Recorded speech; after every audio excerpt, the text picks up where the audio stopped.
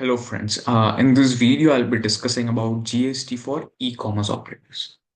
जैसा ही आपको सबको पता है कि जीएसटी में फॉरवर्ड चार्ज है, मतलब जो सप्लायर जो सर्विसेज या गुड्स सप्लाई करता है उसको फॉरवर्ड चार्ज में tax applicable. What is forward charge means मैं कस्टमर के पास से कलेक्ट करूंगा and I will pay to the government, that is the forward. And there are some entries for which reverse charge will be applicable, मतलब जो मैं service receive करूंगा ना और गुड्स रिसीव करूंगा ना उसके ऊपर मेरे को टैक्स भरना पड़ेगा, that is a recipient has to pay to the government.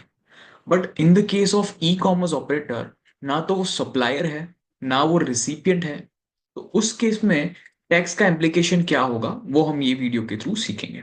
तो स्टार्ट करते हैं GST for E commerce operators. तो सेक्शन 9(5) बोलता है taxability of supply of service, the output tax of which shall be paid by the eco. मतलब इसका tax कौन पे करेगा? 9(5) में जो सर्विसेज रजिस्टर्ड है, जो चार सर्विसेज रजिस्टर्ड है, उसका टैक्स जो है वो पे करेगा ई कॉमर्स ऑपरेटर। उसमें क्या लिखा है? If such services are supplied through it even though EC is not an actual supply. मतलब ये जो चार सर्विसेज है उसके लिए he is not a supplier, actual supplier, but still he will be liable to pay tax under the same clause. ठीक है। तो कौन सी ऐसी चार सर्विसेज है जिसमें e commerce operators will be liable to pay tax? तो स्टार्ट करते हैं पैसेंजर ट्रांसपोर्टेशन की service, for example Ola Uber की सर्विसेज। ओला उबर के केस में सप्लायर कौन है? ड्राइवर। तो अगर इन दैट केस ड्राइवर का टर्नओवर फॉर एग्जांपल 20 लाख से ज्यादा है, तो क्या driver will liable to pay tax? The answer is no. In that case irrespective of his turnover, e-commerce operator will be liable to pay tax. Now second is hotel accommodation services, for example OYO rooms. अगर कोई hotel जो है वो OYO में registered है but उनका जो turnover है वो 20 लाख से एक्सीड करता है, तो whether in that case whether e-commerce operator will be liable to pay tax? The answer is no. In that case the hotel itself will liable to pay tax under forward charge mechanism.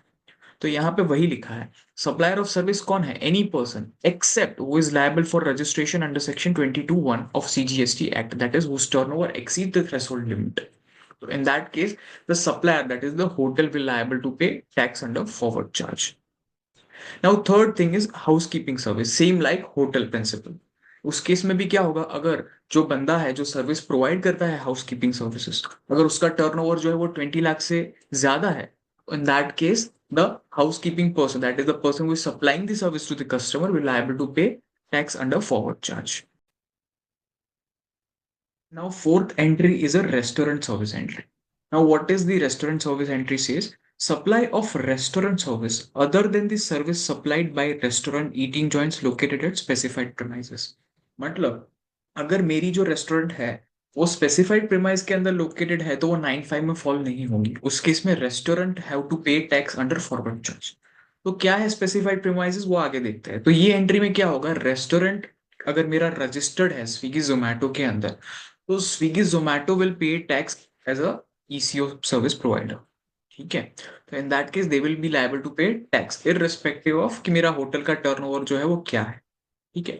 But now जैसा मैंने बोला कि अगर मेरा restaurant जो है वो specified premise के अंदर लोकेटेड है, तो क्या है वो स्पेसिफाइड प्रीमाइसेस वो आगे देखते हैं।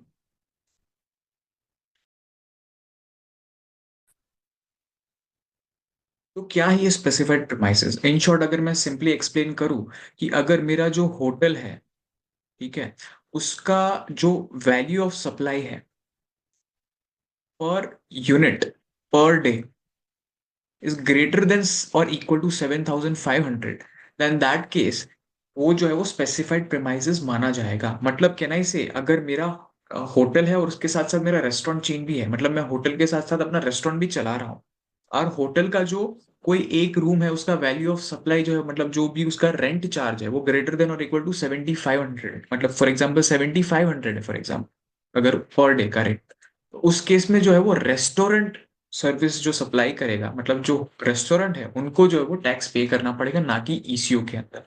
फॉर एग्जाम्पल मेरा एक यहाँ पे रेस्टोरेंट है आईटीसी। आईटीसी का एक रेस्टोरेंट है, ठीक है, वो स्विगी जोमेटो में भी रजिस्टर्ड है, स्विगी में भी है, जोमेटो में भी है। ठीक है। मैं उनसे ऑर्डर मैं जोमेटो के थ्रू आईटीसी में ऑर्डर प्लेस करूंगा। आईटीसी वाला जो बिल देगा ना वो 18% लगाएगा। ठीक है। और यहाँ पे कौन लगा है, जैसे मतलब ITC will liable to pay tax, मतलब आईटीसी अपना बिल जो है वो अपने को देगा, because they are a big supplier. तो they will be liable to pay tax. हम ये बोलेंगे कि गवर्नमेंट का इंटेंशन क्या था, कि वो बड़े बड़े जो सप्लायर हैं उनसे डायरेक्टली कलेक्ट करेंगे। तो दैट इज द मोटिव। सो उसी केस में जो है वो लाया गया था ये चीज, और उसमें 18% टैक्स लगाया जाएगा। विथ आईटीसी उनको ऑब्वियसली मिल जाएगा। नाउ सेकंड थिंग इज, अभी जो रीसेंट अमेंडमेंट आया, जो मैंने बोला कि वो डिस्कस करूंगा, तो वो रीसेंट अमेंडमेंट क्या बोलता है, फॉर एग्जांपल मेरा जो वैल्यू ऑफ सप्लाई है, मतलब मेरा जो टैरिफ है, वो लेस देन 7500 है। तो इन दैट केस मेरे के पास क्या है, ऑप्शन है। अभी एक रिसेंट ही आया है, मेरे पास ऑप्शन है कि मैं डिक्लेरेशन फाइल करूंगा जीएसटी पोर्टल में। ठीक है। और इन दैट, और उसमें मैं क्या बोलूंगा कि yes I am a specified premises, and in that case I have to pay GST to the government. मतलब मैं खुद 18% लगा के जो है वो जीएसटी पे करूंगा, ना कि ईसीओ, जो कि पहले नहीं था ऑप्शन। ये जो है वो विथ इफेक्ट फ्रॉम 1 अप्रैल 2025 से आ रहा है। ठीक है। आई होप ये आपको पॉइंट समझा होगा स्पेसिफाइड प्रीमाइसेस का। तो ये चार सर्विसेज है जिसमें 95 के थ्रू ईसीओ भी लायबल है एंड सप्लायर भी लायबल है to some services, for some service, right. तो yes, that's it for 95। Now we will understand what is section 52, that is a tax collected at source.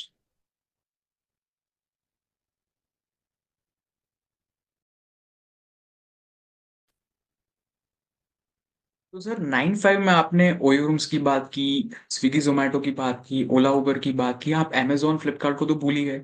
हम भूले नहीं है बेटा, हम उनको ला के आए हैं यहाँ। तो अमेजोन फ्लिपकार्ट क्या बोलता है, फॉर एग्जाम्पल हम उसकी टैक्सेबिलिटी कैसे होती है, इन शॉर्ट अगर बात करें, फॉर एग्जाम्पल मैं एक सप्लायर हूँ, मैं अमेजोन के थ्रू माल बेचता हूँ। तो मेरा एक गुड्स रजिस्टर्ड है जिसका वैल्यू है 1000 रुपीज, और उसके ऊपर 180 मतलब 18% जीएसटी लगा के 1180 मेरे को अमेजोन के पास से लेना होता है। ठीक है। और Amazon अपना प्लेटफॉर्म फीस भी चार्ज करता है टू दी रिसिपिएंट, जो कि होता है 100 रुपीज फॉर एग्जाम्पल, और उसके ऊपर 18% जीएसटी। तो प्लेटफॉर्म फीस के उसमें तो फंडा सिंपल है कि भाई Amazon जो है वो अपने जीएसटी रिटर्न में दिखाएगा, और Amazon की लायबिलिटी है to the government in case of the platform fees. But इस केस में क्या होगा सर, इस केस में मेरे को 18% जो है वो कौन पे करेगा, 18% पे करेगा तो सप्लायर ही पे करेगा, नो डाउट अबाउट इट। ठीक है। बट जो Amazon जो है वो यहाँ से जो पास ऑन करता है ना 1180 रुपीज, उसमें से वो टीसीएस कलेक्ट करेगा। मतलब वो क्या करेगा, 1180 में से वो टीसीएस काट के देगा। कितना काट के देगा, 0.5%। ये रिवाइज्ड रेट है, 0.5% टोटल। ठीक है। तो फॉर एग्जाम्पल एक चार्ट के थ्रू अंडरस्टैंड करते हैं इसमें, ये ओवरऑल कॉन्सेप्ट है इन शॉर्ट। फॉर एग्जाम्पल मेरा एक ईसीओ है, मैंने उसको सप्लाई किया है थ्रू ई कॉमर्स ऑपरेटर। तो the answer is yes, consideration भी उससे कलेक्ट किया है अमेजोन ने, और सप्लाई जो है वो नोटिफाइड है। अगर ये नोटिफाइड है तो इस केस में कोई टीसीएस लायबिलिटी नहीं है। फॉर एग्जाम्पल मेरा एक, मैं जैसे अपना नोटिफाइड सप्लाईज कौन कौन से है 95 में, चार जो हमने ऑलरेडी ऊपर पढ़े थे। ठीक है। तो अगर मैं 95 में फॉल हो जाता हूं तो टीसीएस नहीं लगेगा। मतलब 95 और टीसीएस दोनों साथ में कभी नहीं लग सकते, इन शॉर्ट अगर मैं बात करूं तो। ठीक है। तो अगर ये 95 में नहीं है और अदर देन 95 है, उस केस में मेरे को क्या करना पड़ेगा, 1% और net value of taxable supplies बोला है, टैक्सेबल सप्लाईज। मतलब इस केस में और एक चीज आ सकती है, फॉर एग्जाम्पल मेरा एग्जेम सप्लाई है, तो क्या उस केस में मेरे को टीसीएस लायबल होगा, ई कॉमर्स ऑपरेटर मेरा टीसीएस कट करेगा। Answer is in that case he will not deduct your TCS amount. ठीक है। तो क्या है सर, ये आगे देखते हैं। आगे सिंपल क्या है, एक मैंने कंपैरिजन बनाया है कि 95 क्या है, सेक्शन 52 क्या है। तो आप ये पढ़ सकते हो, आप इसका स्क्रीनशॉट भी ले सकते हो ऑल्सो। ये नोट्स जो है वो आपको लिंक्डइन में अवेलेबल मिल जाएगी। ठीक है। तो अभी मेरे को ना एक दो, मैंने जब मैंने ये पोस्ट डाली थी तब दो तीन डाउट्स थे, तो मैंने इसमें ऐड कर दिए हैं। तो क्या है वो हम डिस्कस करते हैं। तो मुझे एक डाउट था कि मेरा खुद का वेबसाइट है। ठीक है। और मैं वेबसाइट के थ्रू जो है वो प्रोडक्ट सेल करता हूँ।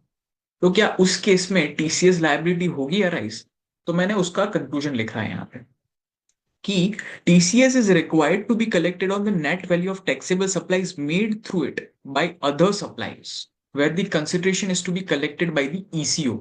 मतलब जैसा हमारा एग्जाम्पल था Amazon वाला, Amazon में कोई दूसरे सप्लायर्स जो है वो अपने प्रोडक्ट लिस्ट करते हैं, और उसके थ्रू जो है वो कंसिडरेशन पास ऑन होता है from Amazon to the suppliers. तो ही जो है वो, तो ही जो है वो सेक्शन 52 लायबल होगा। इन दिस केस हम खुद की वेबसाइट में सेल कर रहे हैं, खुद के प्रोडक्ट्स लिस्ट करके, इन दैट केस टीसीएस की लायबिलिटी अराइज नहीं होगी। तो ये जिन्होंने डाउट पूछा था, आई होप उनको ये क्लैरिटी मिल जाएगी ये वीडियो। नाउ दूसरा डाउट क्या है कि we purchase goods from different vendors and are selling them on our own website on our own billing. मतलब मैं क्या करता हूँ, मैं दूसरे बंदों से माल लेता हूँ और अपनी वेबसाइट में अपने बिलिंग पे बेचता हूँ। मतलब क्या करेगा, तो दूसरा सप्लायर का तो कोई रोल ही नहीं है, मतलब वो तो मुझसे मुझे माल बेच रहा है, तो वो तो नॉर्मल जीएसटी लगा के बेचेगा। ठीक है, तो there are two transaction, in short मैंने यहाँ पे सिंप्लीफाई भी किया, there are two transaction, when you purchase the goods from the vendors and when you sell it through your website. तो दो ट्रांजेक्शन है, एक तो मैं परचेस कर रहा हूँ दूसरे वेंडर से, दूसरा जो है मैं सेल कर रहा हूँ वेंडर दूसरे कस्टमर्स को। तो पहली ट्रांजेक्शन में तो जीएसटी कौन पे करेगा, वेंडर पे करेगा, और उसका आपको क्रेडिट मिल जाएगा। सेकंड ट्रांजेक्शन क्या है, वो तो आप खुद ही सप्लाई कर रहे हो अपनी वेबसाइट में, जो ऊपर के ट्रांजेक्शन का थोड़ा एक्सटेंशन हो गया। ठीक है, तो in that case there is no requirement to tax collect at source and the transaction will attract normal GST rates. So I hope ये वीडियो आपको पसंद आया हो। अगर ये आपको वीडियो पसंद आया तो ये वीडियो को लाइक करें एंड शेयर करें अपने फ्रेंड्स के साथ। ऐसे ही वीडियो आते रहेंगे। धन्यवाद।